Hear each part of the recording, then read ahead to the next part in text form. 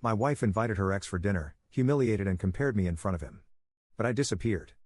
I, 35 meters, am filing for divorce from my wife Tessa, 28F, after she invited her ex over for dinner, humiliated me in front of him, and now everyone's saying I'm wrong for wanting out.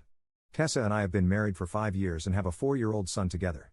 We met in grad school when I was finishing my master's and she was an undergrad. After getting married, I initially quit my job, but had to rejoin the workforce when our son was 6 months old because Tessa's income alone wasn't enough for the three of us. That decision led to a lot of arguments because Tessa felt it was somehow an insult to her and showed I had no faith in her abilities. I spent weeks trying to convince her that this had nothing to do with her capabilities, I just believed 2 incomes would be better than 1. She was upset with me for quite a while but eventually came around when she realized it meant she could take some time off work to spend with our son. The downside was that I ended up doing both my job and all the housework. Tessa is a personal trainer at a local gym, so she claims her job is more physically demanding than mine. I have a desk job, so she thinks I should handle most of the household chores. According to her, since I don't do much physical activity at work, household tasks shouldn't be too tiring for me, despite the fact that I work longer hours. When I first started working, we agreed she'd help with at least some chores. But I'd always come home to a half-done job, and her excuse was always that she was too exhausted. We'd fight about it constantly until I eventually gave up trying to make her do her part. I started doing everything myself just to avoid the regular arguments. The stress got to me so badly that I started smoking. Tessa mocked me for this too, saying I was just trying to show off how stressed I was.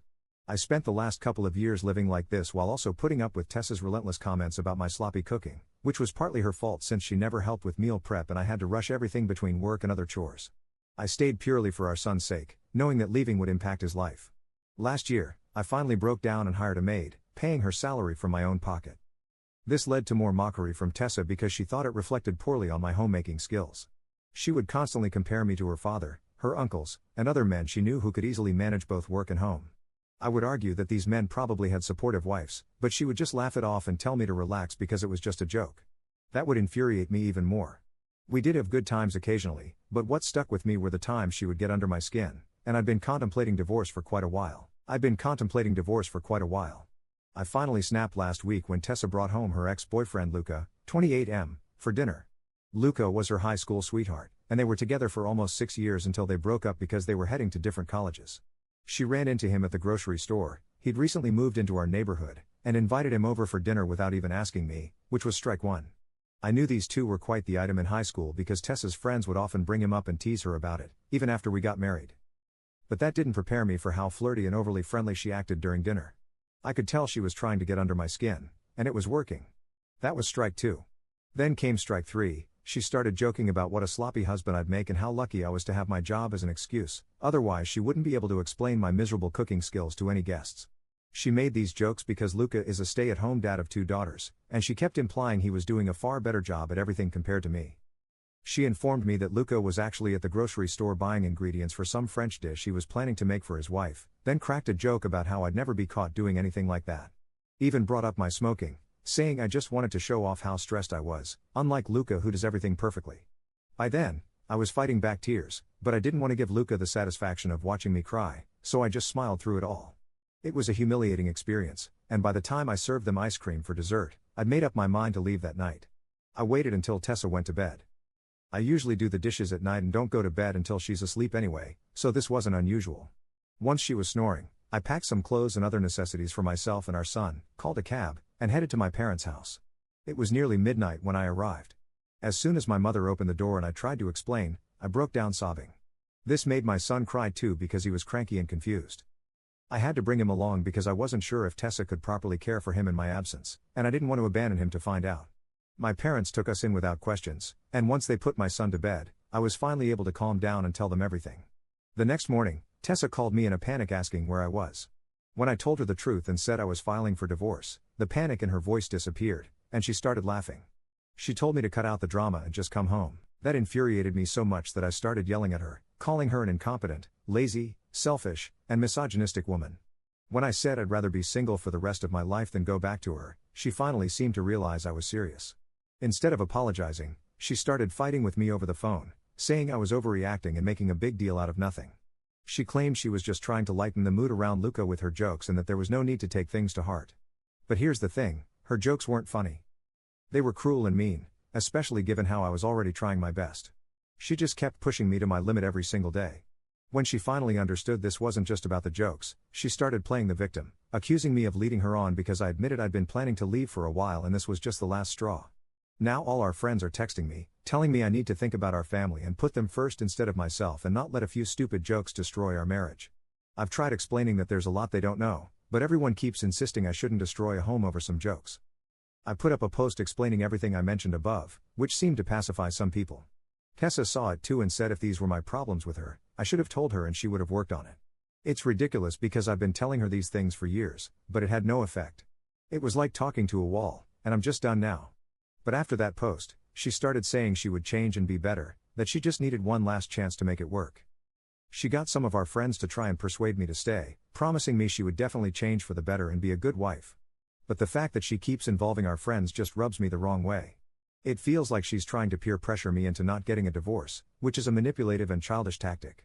I don't believe she's capable of changing anymore because I've given her countless chances to improve over the past few years, but she never has.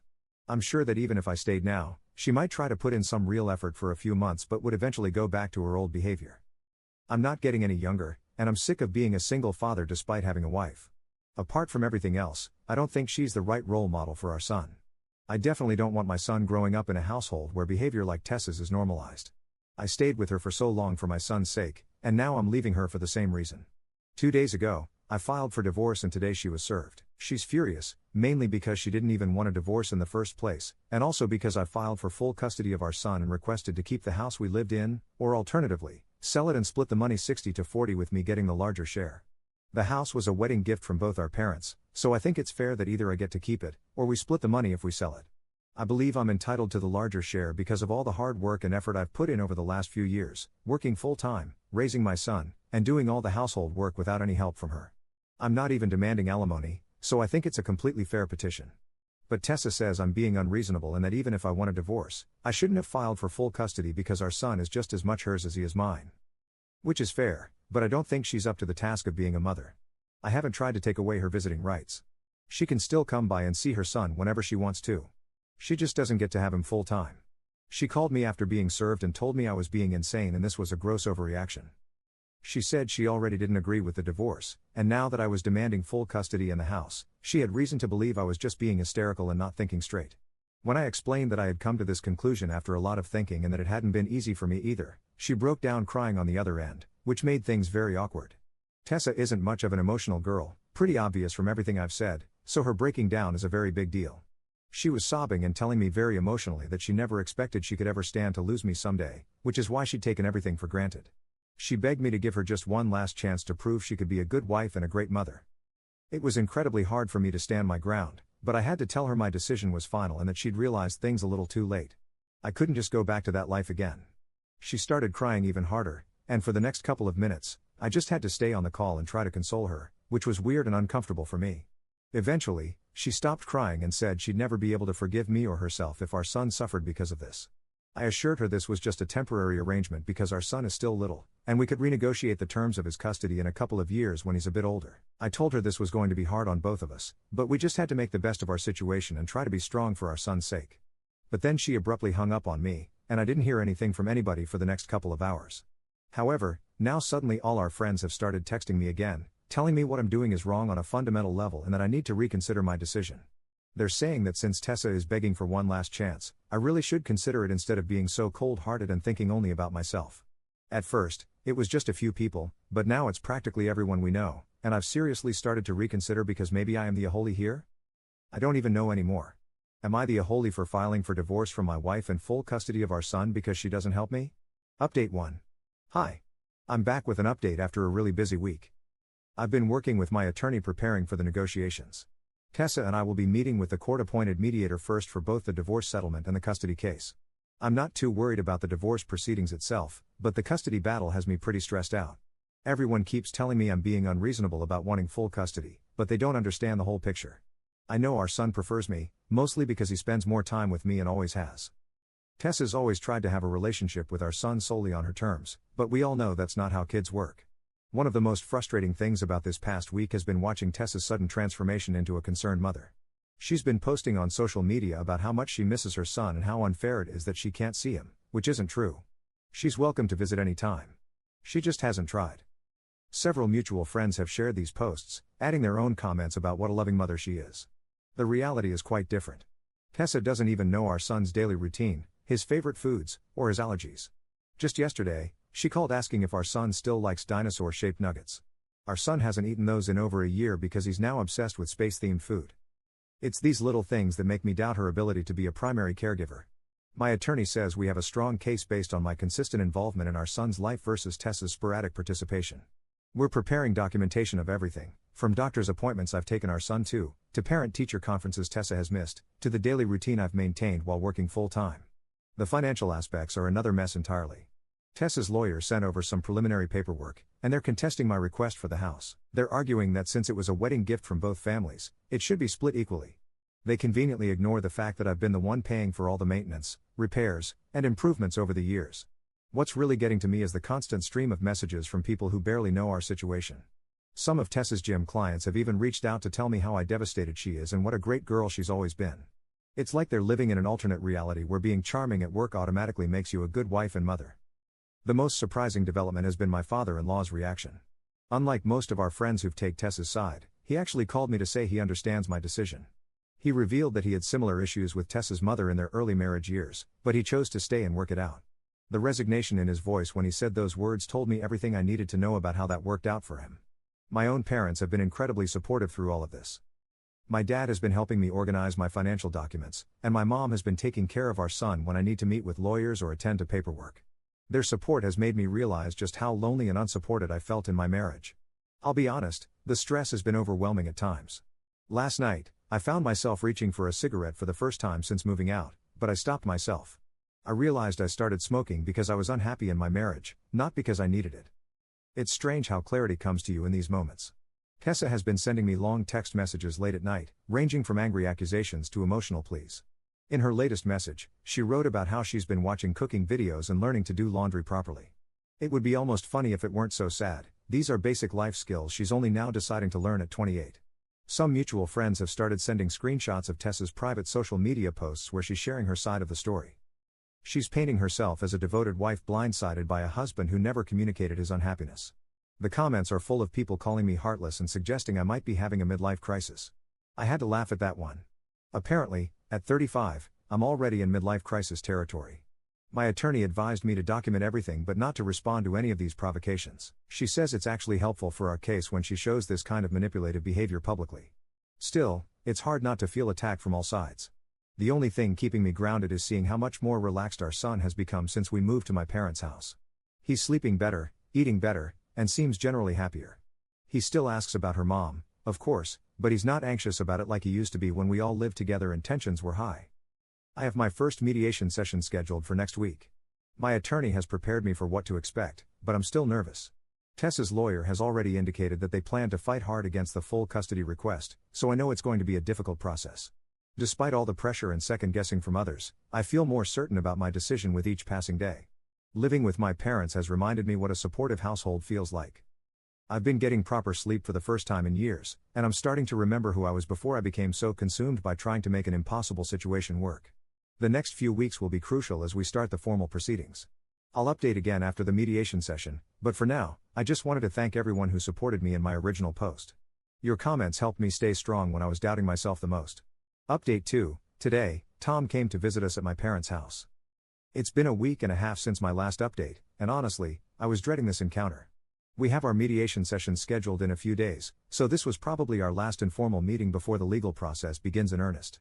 I expected this to be a confrontational visit, especially given all her emotional text messages lately. However, what happened today completely changed my perspective on several things. When I opened the door, Tessa was standing there looking more put together than I've seen her in years. She was wearing a proper dress instead of her usual gym attire, and she'd even brought a small gift bag for our son. What really struck me was her demeanor.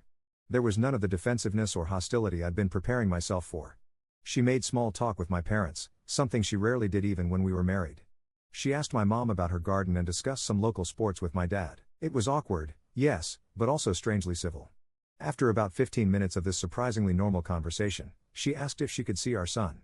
The way she asked it not demanded, but actually asked it was already such a departure from her usual behavior that it took me a moment to respond. Our son was playing in the living room when we walked in. The moment he saw Tessa, His entire face lit up. "Mommy!" he shouted, abandoning his toys and running straight into Tessa's arms. I hung back by the doorway, watching their interaction. Tessa had brought a new puzzle, one with spaceships, showing she'd actually paid attention when I mentioned our son's new space obsession in the custody paperwork. They sat together on the floor, and Tessa let our son take the lead in putting it together, something she'd never done before. Usually, she'd try to control the activity, getting frustrated when our son didn't follow her instructions exactly. What really got to me was hearing Tessa ask our son about his day, his friends at daycare, and his favorite parts of living at Grandma and Grandpa's house. She actually listened, to our son's rambling answers about the neighbor's cat and the tree house in the backyard. In all our years of marriage, I never seen her engage with our son like this. At one point, our son started telling Tessa about how I make his sandwiches in the shape of rockets now. Instead of making a sarcastic comment about my culinary skills, as she would have done before, Tessa asked our son to teach her how to do it.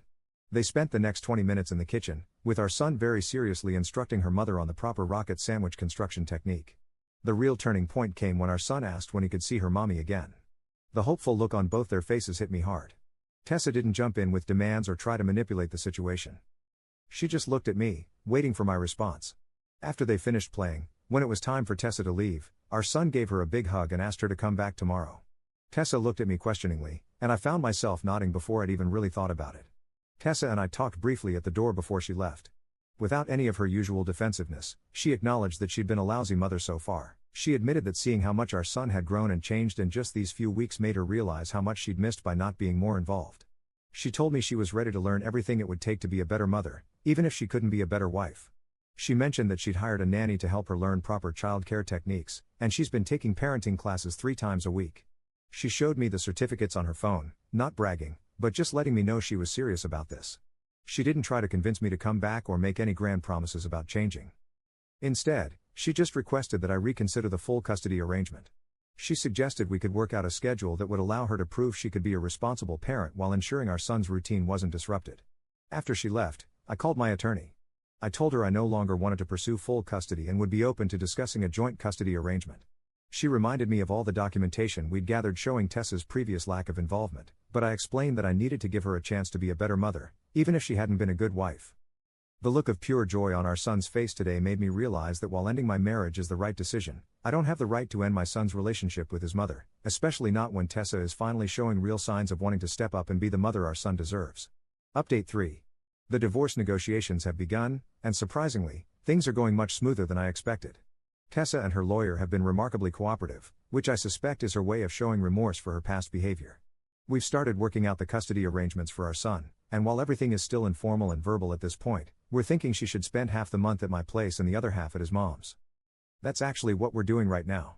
My son is supposed to go live with his mom in a couple of days. I was initially anxious about this arrangement, but Tessa has really stepped up. She's asked her mother to help her out, which has been a huge relief. Despite our marriage ending, she's been incredibly supportive, even more so than some of my closest friends. She still calls me daily to check in, sending me pictures of the bedroom she's helping Tessa set up for our son. The house situation has also been resolved more easily than I anticipated. Tessa agreed to sell it and split the proceeds 55-45 in my favor, acknowledging the extra work I put in over the years. Her lawyer actually suggested this compromise, which shows they're genuinely trying to be fair. Tessa has also enrolled in a co-parenting course, something the mediator recommended but wasn't required. She's been sharing her progress with me through our new co-parenting app, which helps us keep track of schedules, appointments, and our son's activities without direct contact. The most surprising development has been how Tessa handles our son's space phase. She's transformed the spare room in her apartment into a mini planetarium, complete with glow-in-the-dark stars on the ceiling. She asked me for our son's bedtime routine and has been practicing it with her mom to ensure consistency between homes. I'm still seeing our son every few days during Tessa's time because neither of us thinks going 2 weeks without seeing either parent is good for him. We've worked out a schedule where we alternate weekends and have Wednesday dinner with whoever doesn't have him that week.